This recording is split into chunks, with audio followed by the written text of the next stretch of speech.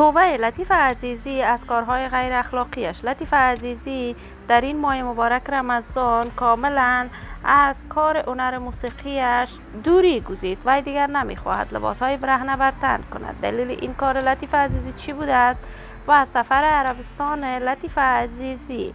لطیفه در امریکا توسط چه افراد حمایت میشد؟ من در این ویدیو پیرامون حقایق همین ماجرا خواهم پرداخت. پس در ادامه با کانال دنیا اینفو باشید.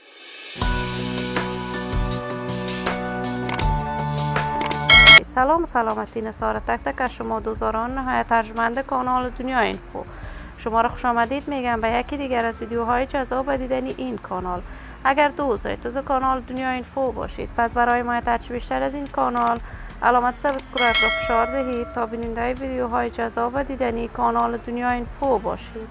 لطیفه عزیزی دختر خانم هنرمند چهره شناخته شده محبوب و مطرح در میان مردم افغانستان است. علاقه‌مندان و دوستداران خاص خودش را دارد.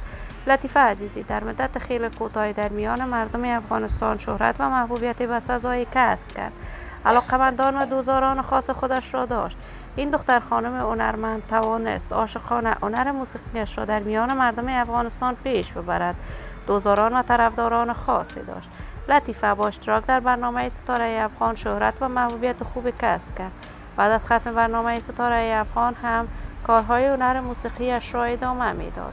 تصاویر لطیفه عزیزی در صفحات مجازی دست به دست می شود که این دختر خانم بعد از رفتنش به کشور امریکا در چندین فیلم امریکایی نقش ایفا کرد و فیلم های امریکایی لطیفه عزیزی مورد حمایت گسترده در جامعه غرب قرار گرفت. اما تازه تصاویر لطیفه عزیزی در صفحات مجازی به نشر می رسد که لطیفه عزیزی کاملا راه هنر موسیقی را ترک کرده است و دیگر نمی خواهد به هنر موسیقیش بپردازد و به عربستان سعودی سفر کرده است و در آنجا توبه کرده و دیگر نمی خواهد لباسهای برهنه بر تن کند. من این کار لطیفه عزیزی را تقدیر کرده. آرزوی خوشبختی، موفقیت و سعادت برایش از بارگاه عزت الله ازال تمنا دارم. دوستداران و همراهان نهایت ارجمند کانال دنیا اینفو، اگر دوست کانال دنیا اینفو باشید پس برای حمایت بیشتر از این کانال علامت سابسکرایب را فشار دهید تا ویدیوهای دیگر کانال دنیا اینفو را از دست ندهید. تا درودی دیگر تک تک از شما دوستداران نهایت ارجمند کانال دنیا اینفو را به الله منان امانت گذاشته. موفق کامیاب باشید.